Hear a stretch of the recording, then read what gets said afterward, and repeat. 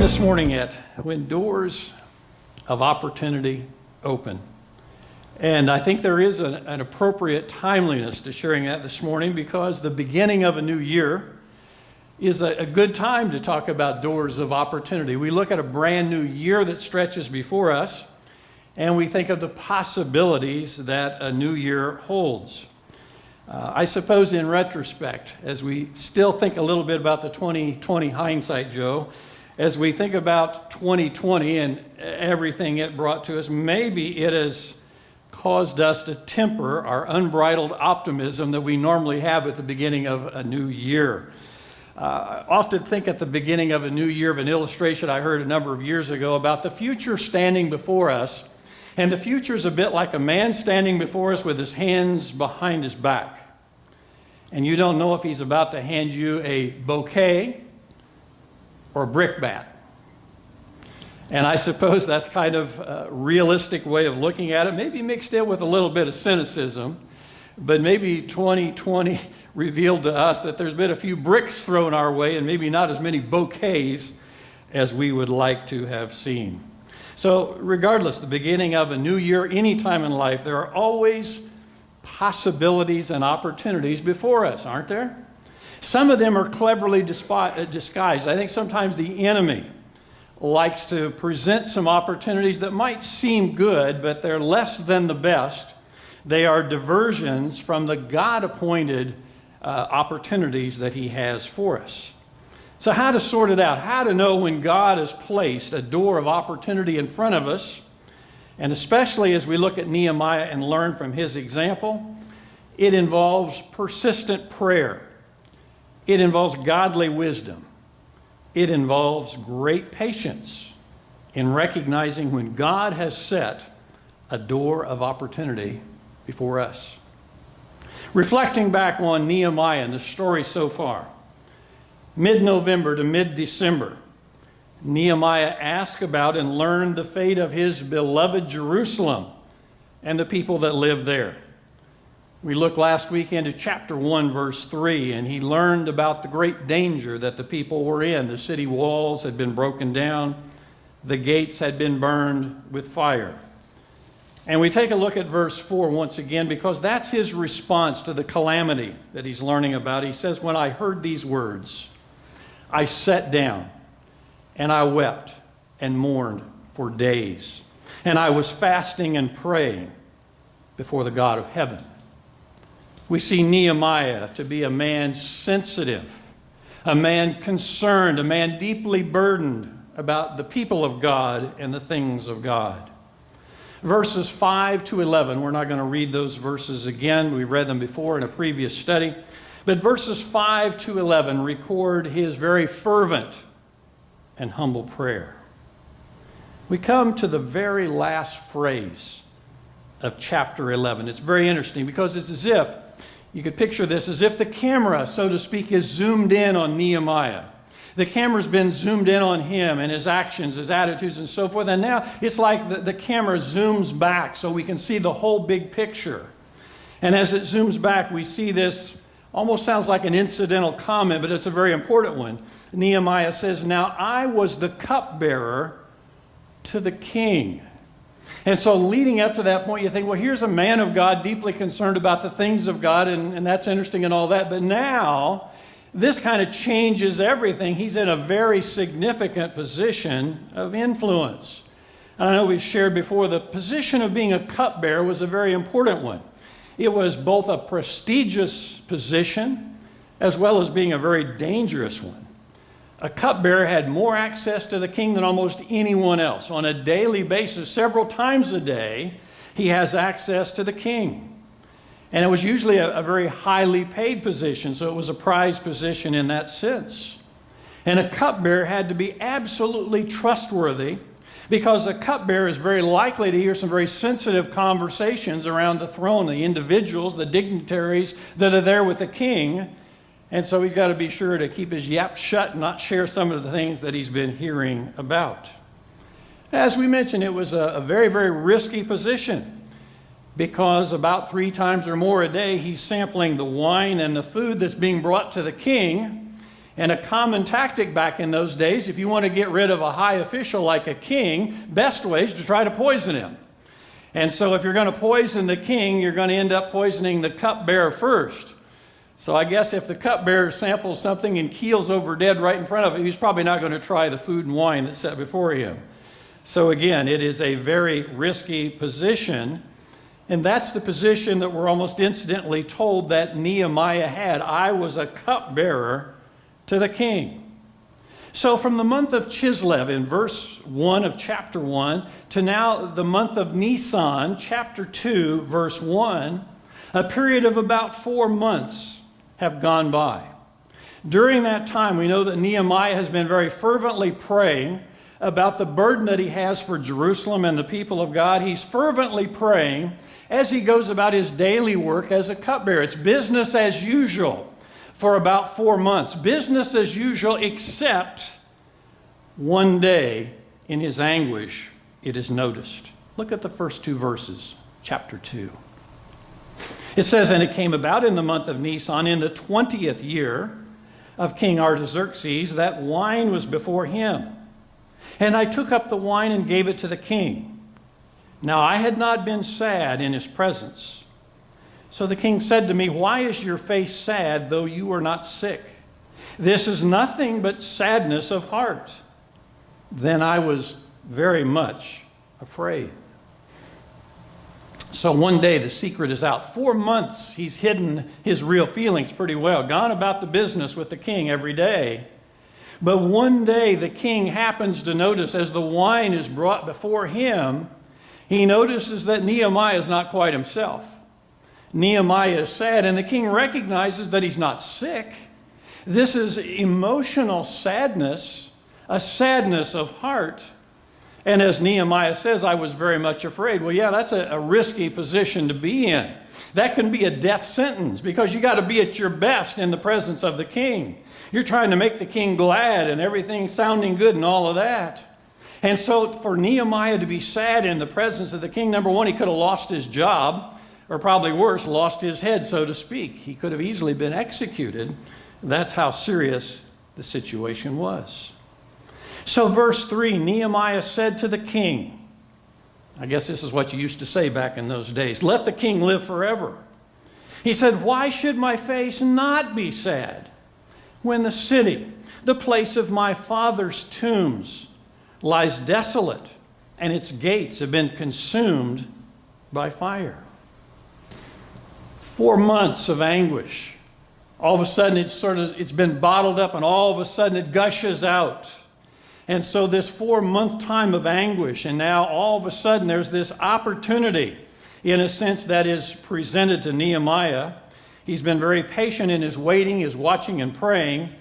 And now all of a sudden, here's this opportunity to share why he's in anguish. And yet, these are not irresponsible words that suddenly gush out. They look like they're well-weighed words because he uses a phrase. It'd be easy for us to skip over this, but an interesting and important phrase. He talks about the place of my father's tombs. Kings and rulers were concerned about tombs. If history is correct about the Egyptian pyramids, elaborate burial places. And so kings would take great pains concerning their burial place and the burial place of their ancestors. And so the fact that Nehemiah mentions the place of my father's tombs would have had a certain appeal, a personal appeal to the king. So verse 4, the king said to me, "What would you request?" So I prayed to the God of heaven. Can you imagine that question? 4 months, Nehemiah has been fervently praying, planning, patiently waiting. All of a sudden, one day, and he had not anticipated this, I'm sure, one day when he let his guard down, he's sad before the king, and he blurts out why he is sad. And there is this God-sized opportunity that is given to him. The king says, "What would you want from me?" Sounds like a blank check, a great opportunity. And so that God-sized moment has suddenly arrived. And notice Nehemiah said, "So I prayed to the God of heaven." He's been praying for 4 months, but on this occasion, this moment, I prayed to the God of heaven. For one thing, I do not believe that this was a let me go home the rest of the day and pray and let's get together and talk about this tomorrow kind of a thing. It was a on the moment kind of a prayer, what I might call a text message prayer. God, I need some wisdom. I need some direction right now because I realize the moment is upon me. Don't let me mess this up. Let me say exactly what I ought to say. So I prayed to the God of heaven. Someone has said, you can't knock on opportunity's door and not be ready. We're going to take a look at what he says here, and we notice that indeed he was very, very much ready to respond. So look at verses 5 and 6. So he's prayed in response to that great question from the king. And I said to the king, verse 5, if it please the king, and if your servant has found favor before you, send me to Judah, to the city of my father's tombs. There's that phrase again, my father's tombs, that I may rebuild it. And then the king said to me, the queen sitting beside him, how long will your journey be, and when will you return? So it pleased the king to send me, and I gave him a definite time. So when the opportunity has presented itself, when the door has opened wide, what would you request of me? As Nehemiah responds, he says, let me go to Judah. Let me go back to Jerusalem. Let me rebuild the wall. And as the king is talking, it makes mention of the fact that the queen was sitting beside him. And what's kind of interesting about that, and this is some speculation, but it seems like there may be some truth to this, Queen Esther, that we have read about, may very well have been the mother-in-law of the queen that was sitting on the throne by the king that day. Of course, the whole story of Esther is a very, very interesting one, how God raised up a Jewish woman to be queen at a very important time, because in Esther 4, verse 14, a verse that means much to many of us, where the question is posed to her, who knows whether you have not come to the kingdom for such a time as this? Well, for such a time as this, Nehemiah has also been raised up and given this great opportunity. So the king wants to know how long it is that he expects to be gone. It'd be easy to think it's going to be for a short amount of time. In reality, Nehemiah was gone for 12 years. 12 years away from being cupbearer to the king as he had been. So verses 7 and 8. He says, I said to the king, if it pleases the king, let letters be given to me for the governors of the provinces beyond the river, that they may allow me to pass through until I come to Judah. And a letter to Asaph, the keeper of the king's forest, that he may give me timber to make beams for the gates of the fortress, which is by the temple, for the wall of the city and the house to which I will go. And the king granted them to me, because the good hand of my God was on me. The thing that stands out to me is not only had Nehemiah been praying for 4 months, sounds to me like he was doing some planning during that time as well. In faith, he anticipated there would be a great opportunity that God would give to him. And here he was already with exactly what it was that he needed when that door of opportunity opened. And so he laid out everything that he knew that he was going to need for the work that was before him. And lest we think that Nehemiah is a clever, intelligent, and wise man, and all credit is due to Nehemiah, I appreciate the humble phrase here where it says, and the king granted me what I asked, for the good hand of my God was upon me. He recognized this was wisdom beyond his own ability. He recognized that the hand of God was upon him and how God had granted through the king everything that he had requested. It reminds me of a great truth in Proverbs 21, verse 1, that says that the king's heart is a stream of water in the hand of the Lord, and he turns it wherever he wills. That is a great truth as I think about John's prayer just a little bit ago for government, for the United States, decisions to be made. We think about we may never be like a Nehemiah that has an actual audience with a high government official. But note this especially in Proverbs 21:1. God holds the heart of rulers in his hand like a water wheel, like a valve he can direct whichever way he wants. And I dare to believe that a lot of the turning that God does with his hand is based upon the prayers of his people. So when we are called to pray for those in authority, God can do amazing things because, again, God's holding the heart of that ruler in his hand. He'll direct it whichever way he wants. And the prayers of the people of God have a direct bearing upon that. And so we do well to keep that in mind as we think of the example here of Nehemiah. Verses 9 and 10. Nehemiah says, I came to the governors of the provinces beyond the river and gave them the king's letters. Now the king had sent with me officers of the army and horsemen. And when Sanballat, the Horonite, and Tobiah, the Ammonite official, heard about it, it was very displeasing to them that someone had come to seek the welfare of the sons of Israel. So here we think about Nehemiah. The door's been opened. The opportunity's been presented. He's made his request. The king has granted his request. And now he's off on a very important journey and a very important work. And we see that he goes with a lot of official help because he's with the army. He's with the officials of the government as he goes there. But then there's kind of an ominous note in that last verse that we look at. There are those that are not terribly pleased that he's there seeking the welfare of the people of God, and so they are destined to oppose him in his work. So we kind of just leave the story there at this point, and we sort of like, as we mentioned, the camera zooming out a little bit ago. We let the camera zoom out. We step back from the story we've looked at so far, and we make some very important observations and applications for us.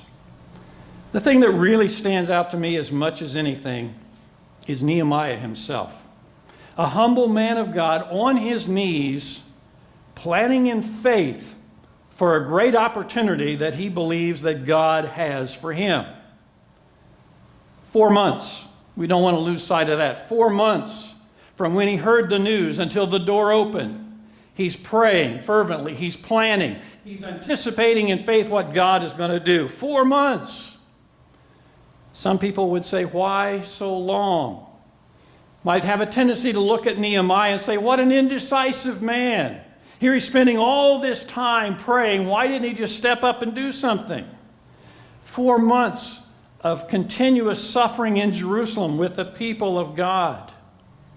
And it seems like a long time. But on the other hand, and it's a kind of a hypothetical look at the situation, what if Nehemiah on day one, when he got the news, decided to barge right in on the king and be a decisive man, so to speak, and lay it all out and basically demand, King, I need to go and I need to do this.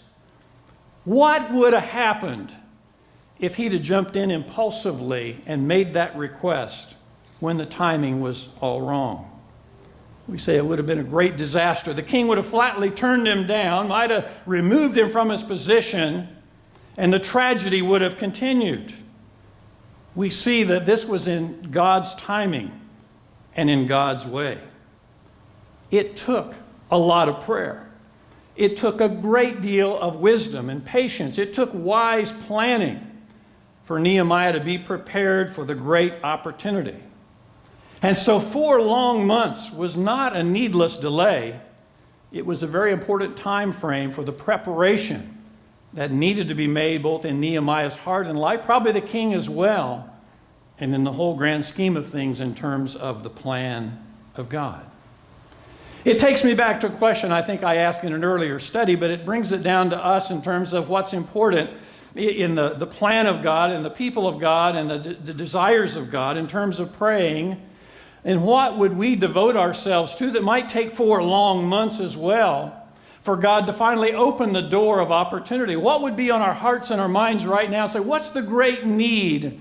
with the work of God, with the people of God that I should begin today fervently praying about. And I think that takes some personal introspection for each one of us. But what's the great burden right now, this day, this moment, that God would impress upon each of us, say, you need to begin praying about this. We need to be planning together concerning this, and in my time and my way, I'll open the door of opportunity for a great thing that I want to do. And so that's something that I think takes more than a little bit of thinking here on Sunday morning, something that I think we need to take away from here today and to be thinking about as to what God has planned and desires for us along those lines. There's a theme verse that's meant so much to me over most of my adult life. Proverbs 16, verse 3, and I think it fits so well with what we're looking at here right now. It says, commit your work to the Lord, and your plans will be established. I think that Nehemiah exemplifies that. He felt a burden for this particular work. He committed that work to the Lord, and God over 4 months helped to develop and establish those plans, and we can lay claim to that promise as well. Whatever work it is that God has placed upon your heart, commit that work to the Lord, and the plans will be established. The wisdom will be given, the materials needed, and the things that need to go along with it. I believe in faith God will establish those plans. A few verses on down in Proverbs 16, verse 9, it says, the heart of a man plans his way, but the Lord establishes his steps. There again, I think Nehemiah exemplifies that.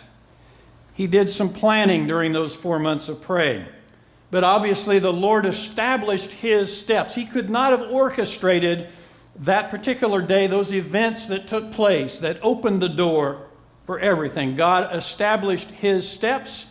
He most assuredly establishes our steps as well. As we looked at verses 9 and 10, they remind us that there are opportunities, yes, but there's also opposition. There are those that will oppose us as we go about the great work of the Lord. But here's a great lesson also from Nehemiah.